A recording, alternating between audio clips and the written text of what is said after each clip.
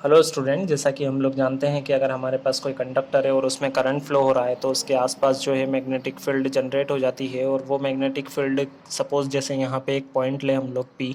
अब यहाँ पे अगर हम लोग देखें कि मैग्नेटिक फील्ड जो है उसकी इंटेंसिटी कितनी है, तो उसके लिए 1820 में बायो एंड सेवट नाम के जो दो साइंटिस्ट थे उन्होंने एक लॉ प्रोपाउंड किया, और दोनों फ्रेंच साइंटिस्ट थे। और इस वीडियो में हम लोग बायो सेवट लॉ ही देखेंगे।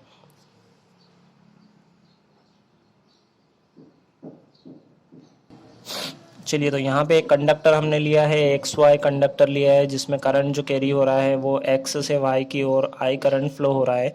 यहाँ पे हम लोगों ने एक एलिमेंट कंसीडर करा है ए बी, जिसकी लेंथ है डी एल। और यहाँ पे इस एलिमेंट के कारण जो बायो सेवट लॉ होता है वो स्मॉल एलिमेंट के कारण ही हम इंटेंसिटी ऑफ मैग्नेटिक फील्ड की बात करते हैं।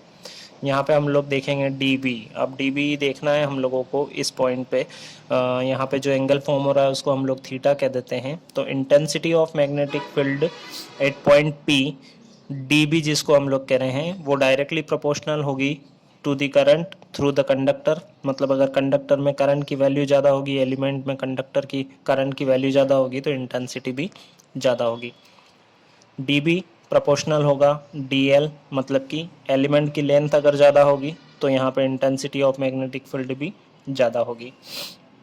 D B is proportional to sine theta, means the intensity of magnetic field at point P is proportional to sine of angle between the line joining the element and line joining the point। और last जो आएगा वो आएगा d B proportional to the distance. यहाँ से यहाँ तक के डिस्टेंस को हम लोग आर कह देते हैं, तो inversely proportional to the square of the distance. ठीक है, इन सभी को अगर हम लोग कंबाइन करेंगे तो ये बन जाएगा d B is proportional to I d l sine theta over r square.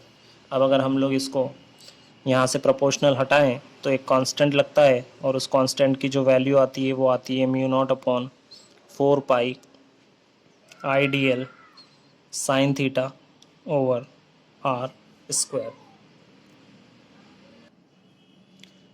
इसकी यूनिट ये हम लोग एसआई सिस्टम में बात कर रहे हैं, और newton ampere inverse metre inverse हो जाएगा। अगर हम लोग सीजीएस की बात करें, सीजीएस में जो डीबी आएगा या यूं कांस्टेंट कहें उसकी वैल्यू 1 हो जाती है, और ये हो जाएगा I d l sine theta over r square, और यहाँ पे आ जाएगा गॉस।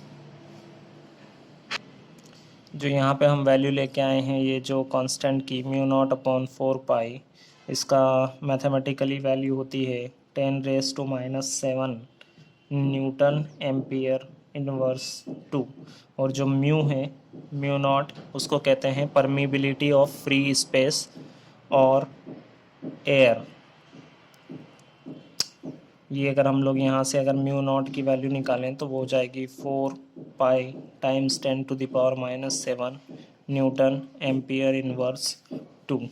अब अगर हम लोग देखें तो ये जो म्यू है, म्यू नॉट, इस म्यू नॉट की जगह पे हम लोग एक रिलेशन होता है रिलेटिव परमिबिलिटी वाला, म्यू आर इक्वल्स टू होता है म्यू अपॉन में म्यू नॉट।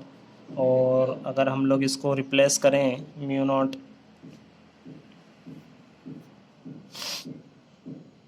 ये रिलेशन हम लोगों को ध्यान रखना पड़ेगा।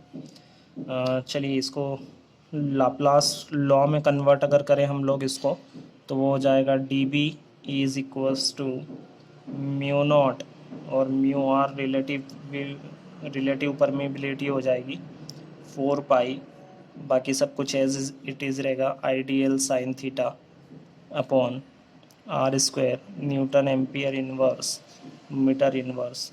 तो ये जो रिलेशन लेके आए हम लोग, इसको लाप्लास लॉ भी कहा जाता है। अब अगर देखें हम लोग तो यहाँ पे थीटा है, तो थीटा की दो वैल्यू पॉसिबल रख सकते हैं हम लोग। इफ़ थीटा इज़ 0 डिग्री या फिर 180 डिग्री की अगर हम लोग बात करें, तो इसका मतलब ये है कि पॉइंट पी जो है, ये यहाँ पे ये पॉइंट पी, ये P lies on the linear conductor, मतलब ये पॉइंट कहाँ पे होगा, यहाँ पे होगा।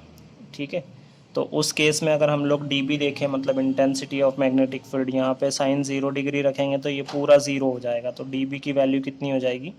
0। मतलब कि अगर कंडक्टर है तो कंडक्टर में करंट फ्लो होने के कारण कंडक्टर से बाहर मैग्नेटिक फील्ड जरूर है, लेकिन कंडक्टर पे कोई मैग्नेटिक फील्ड नहीं है।